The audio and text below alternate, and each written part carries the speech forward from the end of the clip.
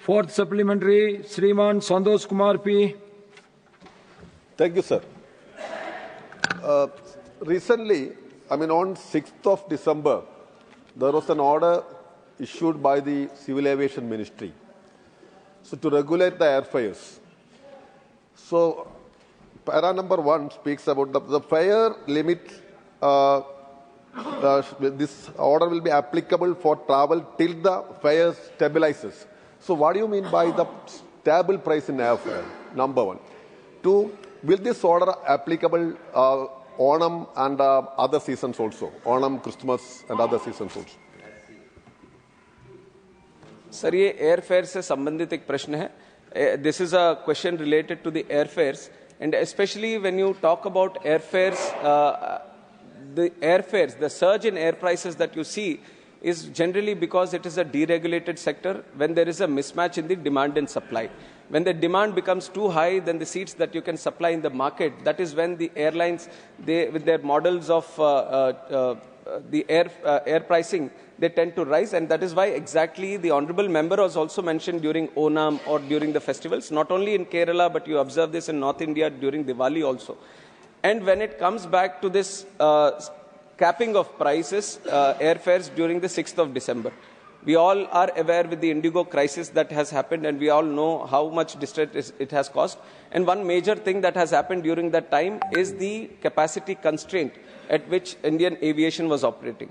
Indigo being the major airline and their operations being curtailed, there was a huge disruption, huge cancellation of the regular flights that were there. So the capacity has come down. The seats that people can use to travel has come down. So generally, the other side of the trend would be the airfares would rise. That is exactly why we have to keep the cap, to keep the airfare at a very reasonable and affordable way. We have capped the prices. And regarding the other seasons that might come up, other times when the airfares might rise, the ministry is closely observing all these seasons. We are continuously engaging. We are continuously engaging with the stakeholders on this. And whenever there is a situation, whenever there might be a situation when this is there, we from the ministry are taking action. And I will give you other examples also. During Kumbh Mela, we have done it. During Pahalgam incident, we have done it. During COVID also, we have done it. So whenever there might be a situation when the airfares might rise, the ministry is acting upon it and taking the necessary action. Fifth supplementary, Sriman Pramod Tiwari ji. मैं आभारी हूं आपका. माननीय मंत्री जी के जवाब से उपजा हुआ एक सवाल और एक सुझाव. इधर मोनोपोली की वजह से इंडिगो में पैसेंजर्स के साथ, अब मेंबर पार्लियामेंट यहां बोले ना बोले, पर इंडिगो का बर्ताव, उनके क्रू का बर्ताव, उनकी सर्विस का बर्ताव सामान्यता, चूंकि उनकी हिस्सेदारी बहुत ज्यादा हो गई, तो उसकी वजह से उनका बर्ताव उतना संतोषप्रद नहीं होता जितना होना चाहिए पैसेंजर के साथ.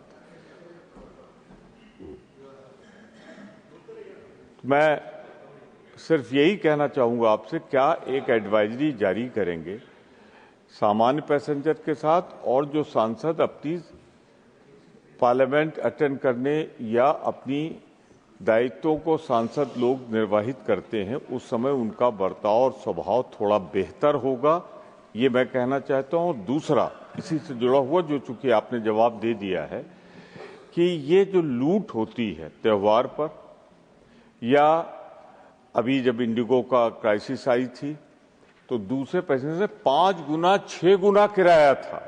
50-50, 60-60 हजार, 80 हजार. तो इस पर महाकुंभ के दौरान बेंगलोर से 65,000 रुपए का टिकट था. मैंने उठाया था सवाल. तो मैं आग्रह करूंगा, क्या आप नियंत्रित करेंगे इस किराए की लूट को, और बेहतर सेवा के लिए एक सर्कुलर जारी करेंगे आप इस कंपनी को जिसका नाम इंडिगो है? चेयरमैन सर, ये सवाल काफ़ी सांसदों के मन में भी रहा होगा और खास करके जनता में भी, और इसके संबंध में मैं इतना कहना चाहूँगा, एयरलाइंस की जो फ्रंटलाइन स्टाफ ही नहीं, एयरलाइंस पे आप एयरपोर्ट पे भी अगर देखेंगे या फिर एयर ट्रैवल के संबंध में अगर देखेंगे तो बहुत सारे ऐसे स्टेक होल्डर्स हैं जिसमें जो इन्वॉल्व है एयर ट्रैवल में।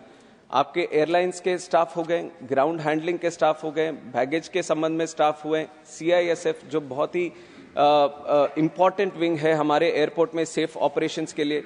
और हमारे तरफ से ये प्रयास रहता है कि जो भी टच पॉइंट्स है, एक पैसेंजर को जो भी टच पॉइंट्स यहाँ पे एयरपोर्ट पे होते हैं, CISF के साथ या फिर चेक इन काउंटर के पास या सिक्योरिटी गेट के पास, बोर्डिंग गेट के पास या एयरलाइंस के संबंध में हमारे यहाँ से प्रयास होता है कि हर चेक पॉइंट पे वो सब पैसेंजर को किस तरह से वो कम्युनिकेट करें, किस तरह से उनको रिलैक्स्ड मोड में एयर ट्रैवल तक चलाएं, ये सब हमारा प्रयास रहता है। और काफी हद तक ट्रेनिंग भी उसी संबंध में चलती है।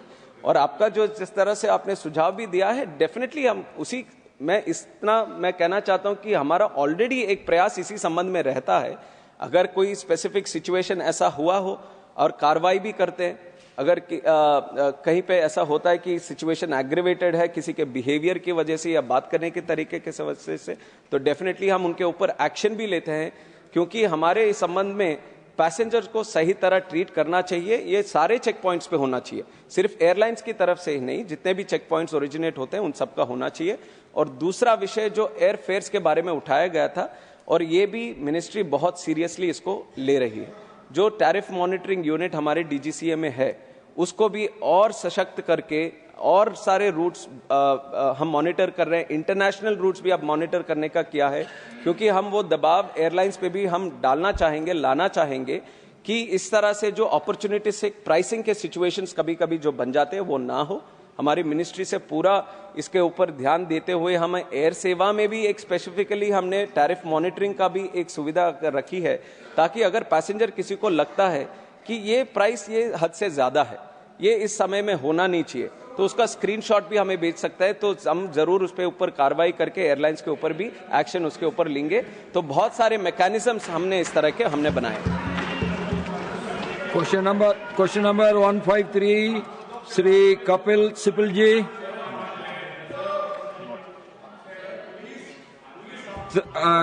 Third supplementary, honourable minister.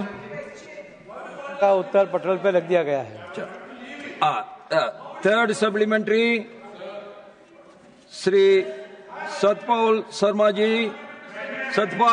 Ji.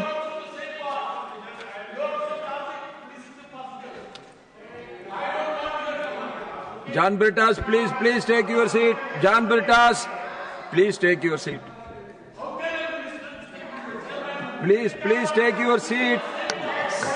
No cross talking, please. No cross talking. No cross talking, please. माननीय सभापति महोदय, आपके माध्यम से मैं मंत्री जी के ध्यान में इस